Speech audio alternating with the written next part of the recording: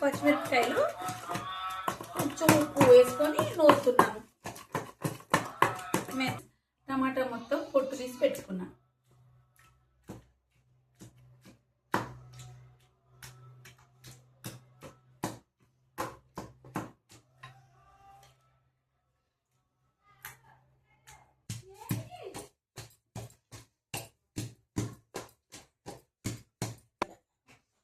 Onion వేసి దంచుకోవాలి.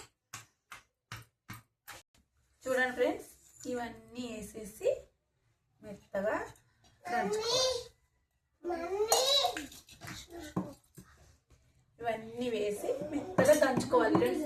ఒక్క చుక్క లేకుండా, ఒక్క చుక్క ఆయిల్ లేకుండా టమాటా పచ్చడి. చూడండి ఫ్రెండ్స్, కొంచెం లైక్ చేయండి, షేర్ చేయండి, సబ్స్క్రైబ్ చేయండి.